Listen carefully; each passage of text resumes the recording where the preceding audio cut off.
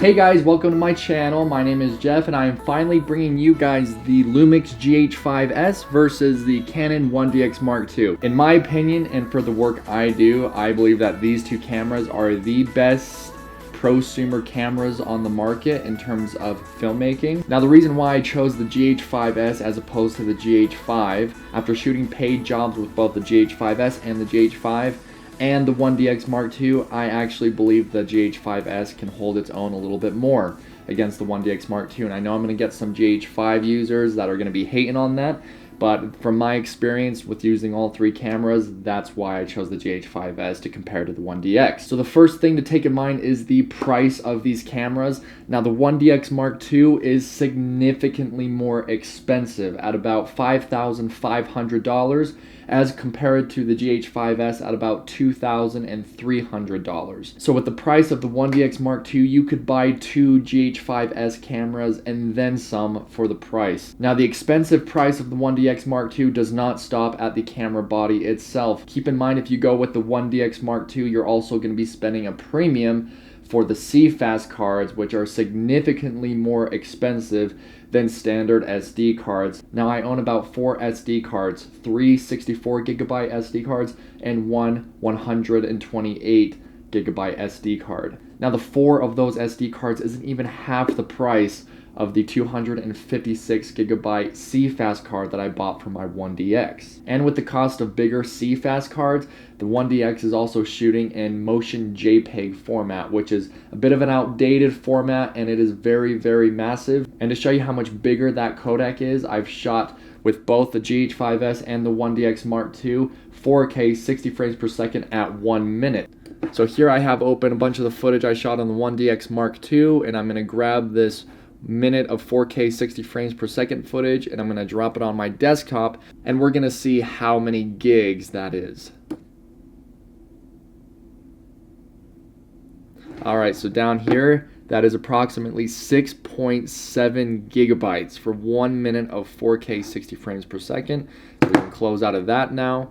And we are going to go to some of the footage I shot on the GH5S. And I believe this is the file right here. We're going to drop it on 4K 60 frames per second.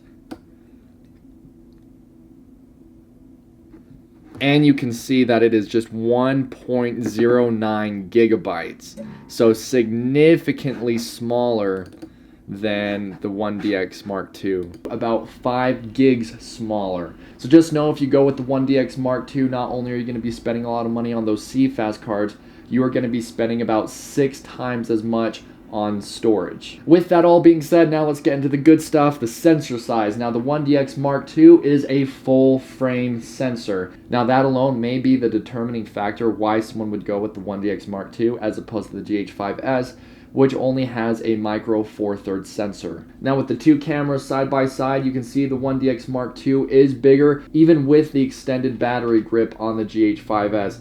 The battery grip just comes by default with the 1DX Mark II. Now taking the battery grip off of the camera, the GH5S is significantly smaller. And after doing a few paid jobs with the 1DX, then going back and holding the GH5S, it does feel like a tiny camera compared to the Canon. Now with the GH5S camera, you are going to get a crop factor with that micro 4/3 sensor ×2. So any lens you put on the GH5S is going to have a ×2 crop factor. So I primarily shoot with the 12-35 lens from Panasonic, which ends up being a 24-70 on the GH5. Now the 1DX Mark II, being full frame, does not have a crop factor, but here is the trade-off. If you're shooting in 4K, the 1DX Mark II will have a 1.35 crop factor as opposed to a ×1 crop factor when you're shooting in full HD. So if you're throwing a lens on the 1DX Mark II and shooting in full HD, you are going to get exactly what that lens is going to read. But if you are shooting in 4K, which is what I do primarily, you will get a 1.35 crop factor.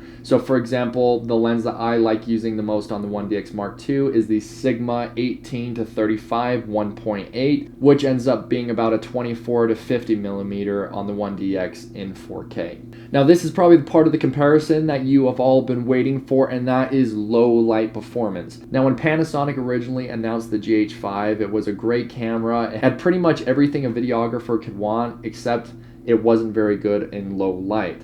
And soon after that, Panasonic did announce the GH5S, which was significantly better in low light, and it had a few other features as well. So let's go right into the low light test.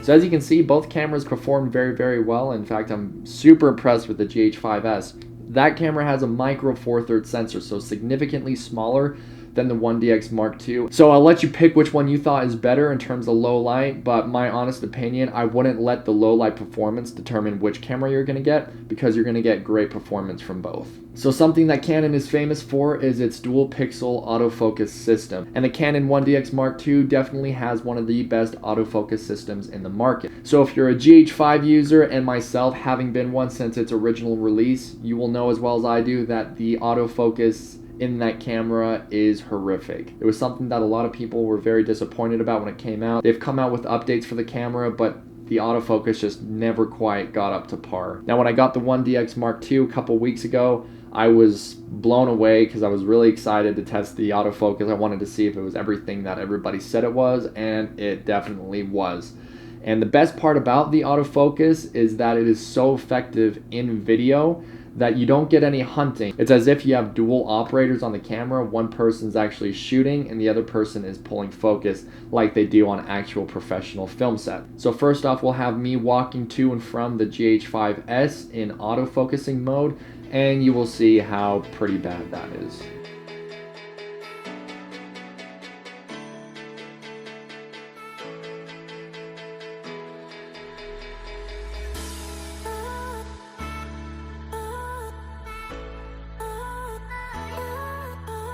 Now to give you a breath of fresh air, I will set up the 1DX Mark II and I will walk in front of it, and then I'll backtrack and then come forward again, and you will see that it is super, super effective.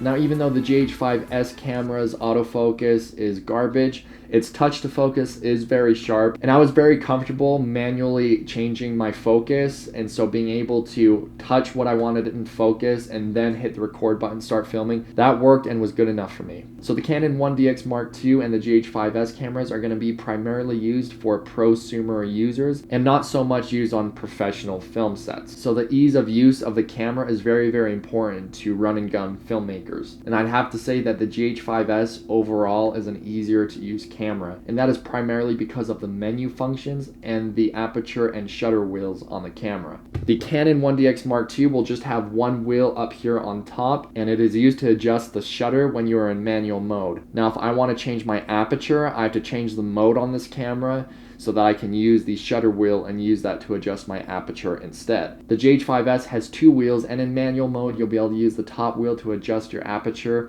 and the wheel behind the camera to adjust your shutter speed. The GH5S also has a flip out screen, which is very important to people who vlog and stuff like that. Now not only does the GH5S have an articulating screen as opposed to the 1DX Mark II not having one, the screen on the GH5S is a completely touchable screen. So what that means is you can actually use the screen's touch functions to actually change settings on the camera. Now the only time the touch screen is usable on the 1DX Mark II is when you are in any of the auto-focusing modes and you're touching the part of the screen that you want in focus. Now when it comes to resolutions, I would say both cameras are pretty equal. They both shoot cinema 4K in 60 frames per second, which is something that the GH5 does not do. The GH5 will shoot 4K at 60 frames per second, but it's not true 4K, it's Ultra HD instead. And when it goes to frame rates, the GH5S will have the edge over the Canon 1DX Mark II. In the Canon 1DX Mark II's highest frame rate, you're only going to be shooting at 120 frames per second in full HD, which honestly is plenty for most people. Now the GH5S will shoot up to 240 frames per second in full HD, which is pretty awesome. I will say, after shooting a few times in those modes, the image does look a little bit softer than when you're shooting in 120 frames per second. And when you shoot beyond 180 frames per second in full HD on the GH5S, you will get an even more than a 2x crop factor, so just be aware of that. Now, with the Canon 1DX Mark II's codec being so big, I have found that in 8-bit you are able to push the colors a little bit more on the 1DX Mark II without your footage falling apart and getting weird artifacts in your image. Now, the GH5S will shoot internally at 10-bit in Cine 4K at up to 30 frames per second, and that is pretty amazing. And it will also record externally at 4K in 60 frames per second at 10-bit. The GH5S also comes with the ability to shoot in a log format, which is a format that gives you a very unsaturated and very flat picture profile. Now, my personal opinion on log is, if you are not shooting for a high-end budget film or delivering that footage to an editor who has a specific look in mind, log is a bit of a waste of time. I'm just not a big fan in shooting in log, and some will say that I'm not a good videographer because I don't shoot in log. But to show you what that's about, I will bring it into Premiere and show you what that gives you.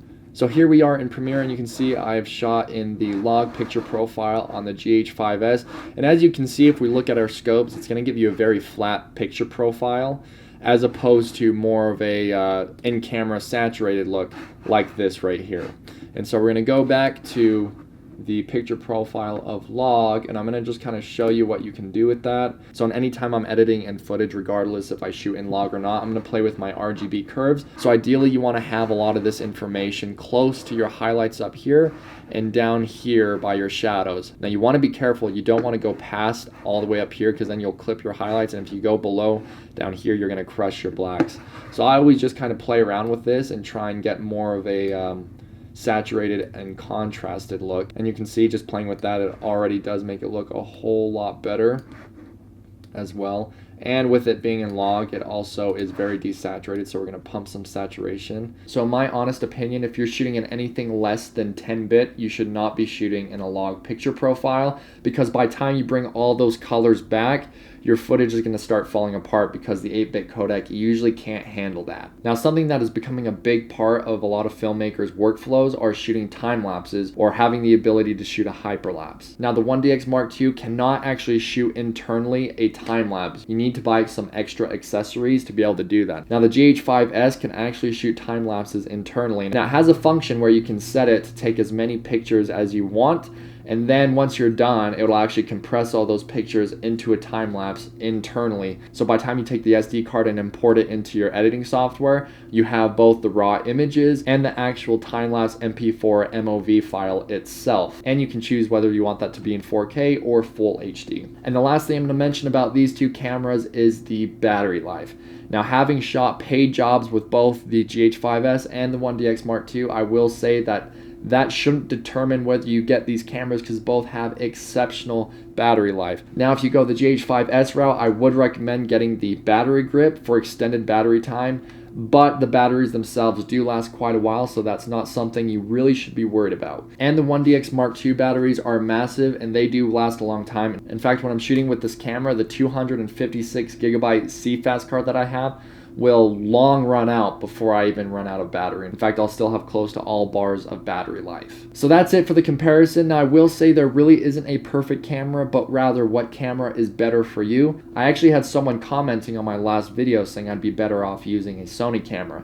Now, to his defense, Sonys are great cameras, and they're pretty much second to none in low light. However, with the work I do, I love the look of 60 frames per second, because it gives you that very dreamy and romantic look for wedding videos, which I shoot frequently. And I also deliver to my clients in full HD, and I like having the flexibility of being able to crop in on the image and not losing any quality. So 4K 60 frames per second is a must for me. The GH5 cameras can do that. The 1DX Mark II camera can do that.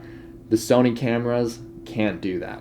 So when it comes to which camera is best for you, you just have to look at the pros and cons. As for me, when I was choosing these cameras, I thought, what has more of what I like, as opposed to what I don't like. So hopefully this was helpful. Yes, you would like the GH5S to have a full frame sensor. Yes, you would like the 1DX Mark II to have unlimited recording time. There's no perfect camera, just pros and cons, and hopefully this video helped you see which camera has more pros that you like.